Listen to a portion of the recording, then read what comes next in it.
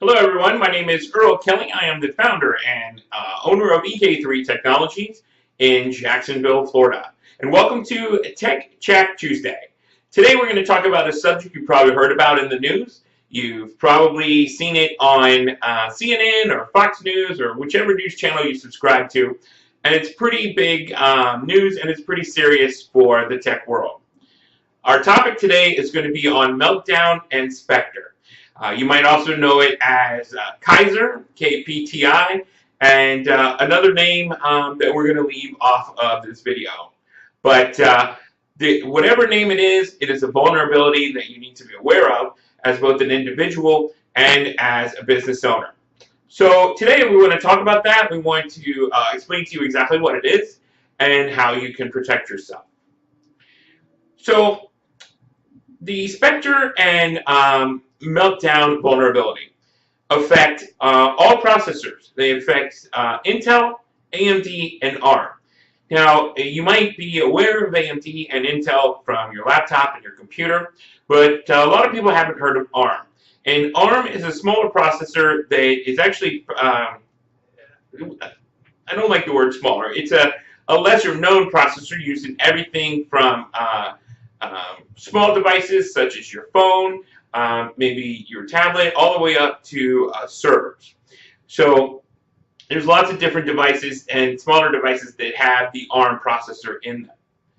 So the Spectre and Meltdown is the name of a vulnerability or a flaw in all of these processors that enables attack code to read anything in the memory of your computer. And that could lead to data or credential theft.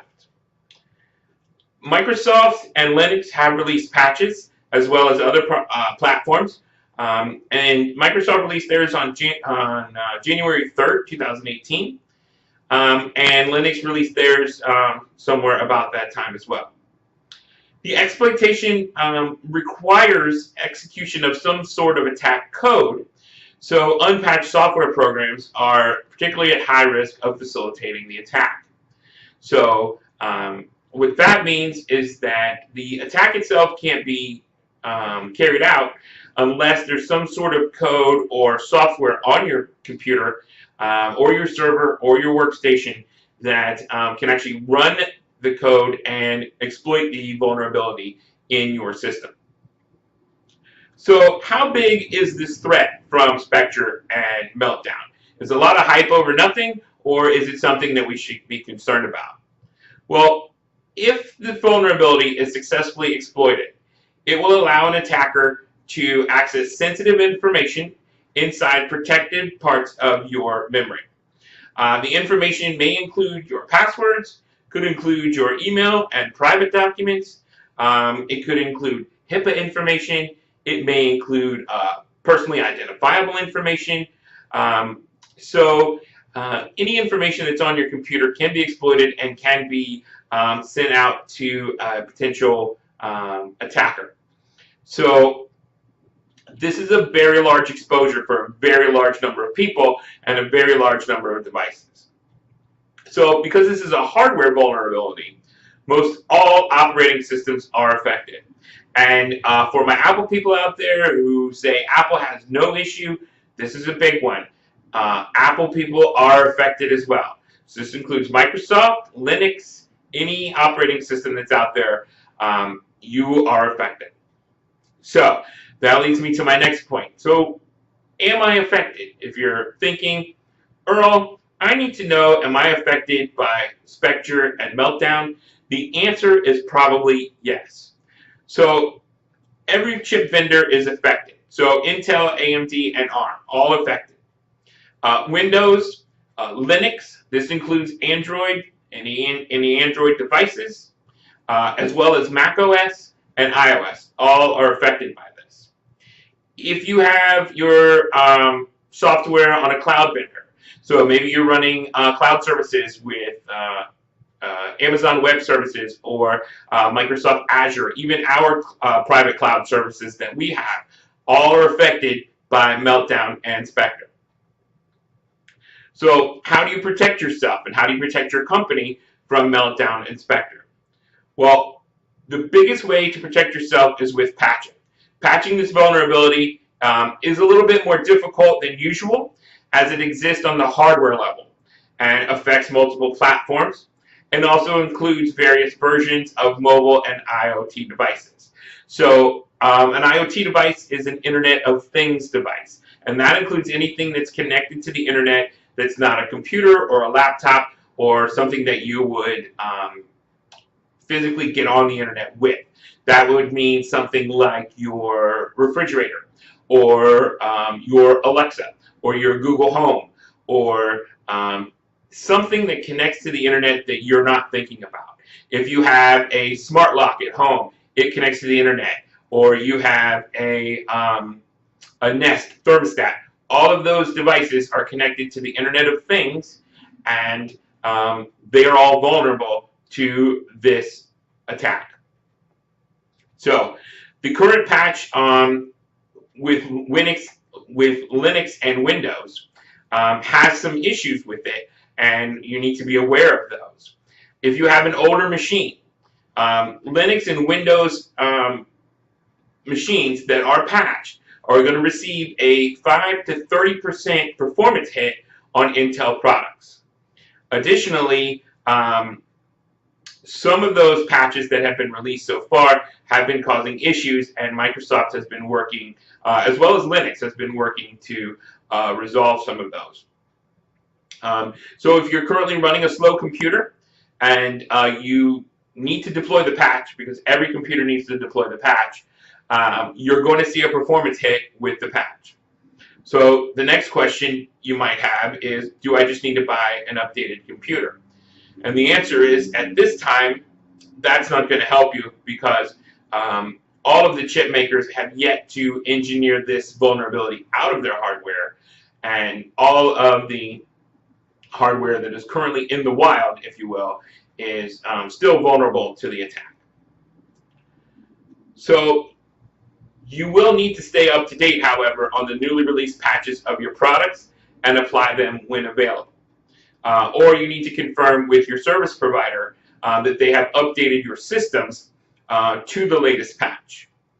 And I'm going to say this with a grain of salt. That is going to be the easiest way to keep you from getting attacked. However, because this is changing on a daily basis, Spectre and Meltdown, the patches are changing on a daily basis. You may want to hold off on a couple of days before you patch the system. You won't hear a lot of IT people say that because it could actually provide a vulnerability for your systems. However, as we've seen with some of the patches that have been rolling out, these are quick to get to market, and they're quick to get out to end users, and they're causing some issues. The Microsoft patch that was released on June 3rd has already been removed and changed twice because it was causing systems to not start once it was installed. I saw some documents earlier that Rockwell was rolling out an update on some of its devices, and it was causing its devices greater problems, and so it backed some of those out as well.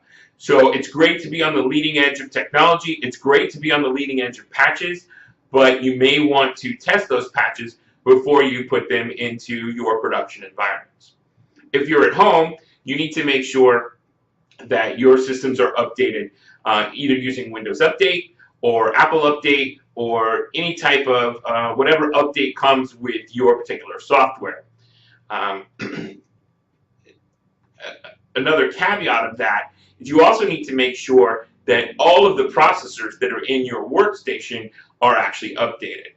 And many people will forget that AMD also provides processors for a lot of video cards. Intel provides processors for video cards as well, and there are processors on video cards. So you need to make sure that you've updated your vulnerabilities for any video card processors that you have, or your software and your patches for any video card processors that you have. So if you have a Bitcoin mining machine at home, you might want to make sure that those are updated as well. So Big vendors are already giving feedback about their patching. Below this video, I'm going to give you some links to some larger companies that have released press releases for it. VMware, AMD, Red Hat, NVIDIA, etc. There's also Mozilla has released a patch for that as well. So the next question you're going to ask is, I have a firewall, so I should be fine. Well, your firewall has a processor in it as well, and so you need to make sure, A, that your firewall is up to date. You might also think about your switches. A lot of switches have a small processor in them as well, so you need to make sure that your switches are up to date. So the vulnerability does attack workstations and servers, but the malware can attack your firewall because the vulnerability does exist. Make sure that you're up to date on your firewall patches and make sure that your switches and routers are updated as well. Your firewall itself is not going to protect you from the malware that is going to come through from the internet. You need to make sure that you have some sort of protection on your email system, and you need to make sure that you are training your employees on what emails they should not be opening. We still know that email is the biggest vulnerability to a corporation, and we see it all the time. We do audits with some of our end user companies for people who will actually send out a phishing email, and it will be a white hat phishing email, and we'll say, hey, click this link to get so-and-so, and we'll actually see how many people will actually click that link, and you would be surprised at the number of people in a corporation who will actually click that link. You would be surprised at the number of people at home that would click that link as well, even though it's clear that it's a phishing email. So,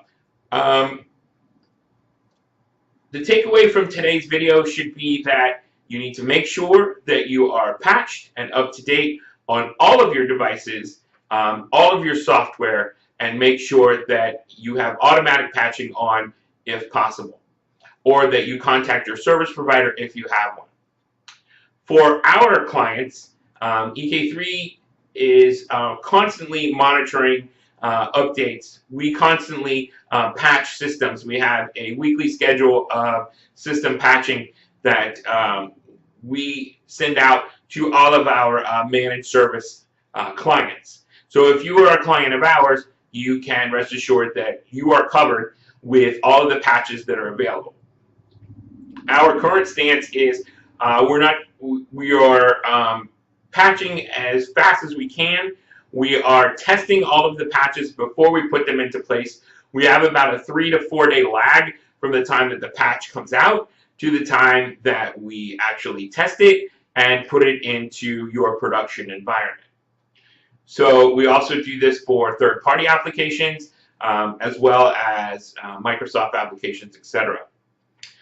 We are going to be conducting patches again ahead of schedule just to keep up to date with the patches that are coming out on a daily basis.